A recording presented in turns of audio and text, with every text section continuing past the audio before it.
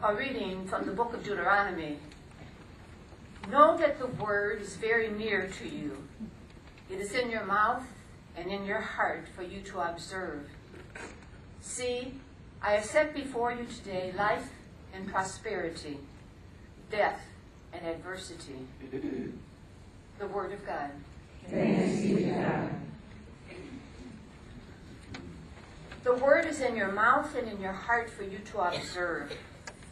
To observe, what are the layers of meanings for that word observe? To some of you it may mean that to notice or perceive something, to look with a critical eye. To others, it sounds like a call to conform one's actions to rules or rites. And for others, it means to celebrate an event or festival, like Memorial Day or Pentecost. And for us, as Dominicans of Springfield, what does it mean?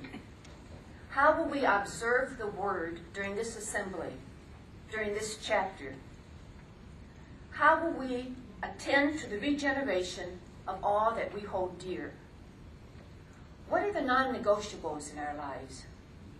Do our dreams still include Eucharist in all its forms and expressions, common prayer, common table, common purse, preaching the just word, ministry with the marginated and the poor, integration of races and cultures, hospitality, witnessing to inclusivity and solidarity, as well as continued formation for ourselves and for those who will come after us. These are our roots, grown sacred through the years as we stood on the shoulders of those who lived before us. Is there within us an ache to bring new shoots to our public expression? Now is the time to prune and water as we observe, attend, and celebrate our roots. Leo Tolstoy's War and Peace has a scene set in 1812 when Napoleon is marching on the doomed city of Moscow. During the evacuations, the wealthy people in the city are packing their possessions into a myriad of carts. But meanwhile, lying on the streets and courtyards are wounded soldiers who know that they will be killed when Napoleon's forces enter the city. A young girl notices possessions to be saved on one hand, wounded soldiers abandoned on the ground to die on the other. And she begs her father, a wealthy Russian count, to do something. Finally, seeing the situation, he tells the servants to remove the possessions and to put the wounded on the carts. Who are the wounded soldiers that lie on the streets of our collective lives? What is on the carts of our hearts? Agendas, possessions, or wounded people? Observe and then choose life or death. Who here will have eyes to see what must be set aside at this time and what must still be cherished for the future? Who here has the courage to speak the wisdom words?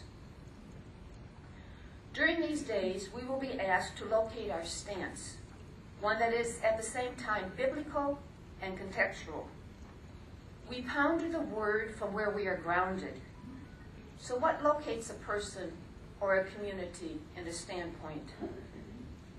Will we have one ear open to God speaking through the scriptures, and the other open to what God is trying to say through the cries of the people on the ground, through the signs of the times, through a consistent ethic of life commitment?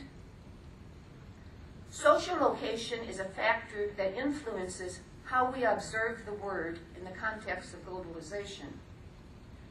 Most of our social locations enable us to speak from the situation of both privilege and marginalization.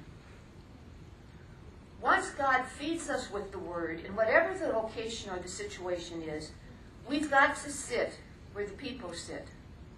Like Ezekiel, the prophet, he was so overwhelmed when he joined the exiles that he did not speak. He was silent for a week. In silence and centering, we observe the word. Contemplation is the overture of our preaching, our communal preaching. It is that which leads us to participate in the culture of life and the culture of death discourses. The Word will nourish us to life, but we also need to nourish the Word to life, to give it our passion, our commitment, a whisper of faith, an eruption of hope. What will observing and articulating our dreams during these days do to us? Might we choose to live more consciously and courageously, to live and act in ways that are congruent with our dreams? See, I have set before you today life and prosperity, death and adversity, asking you to observe with open hearts, to observe with audacity, to know the courage of letting go and the wisdom of holding on. Please choose life.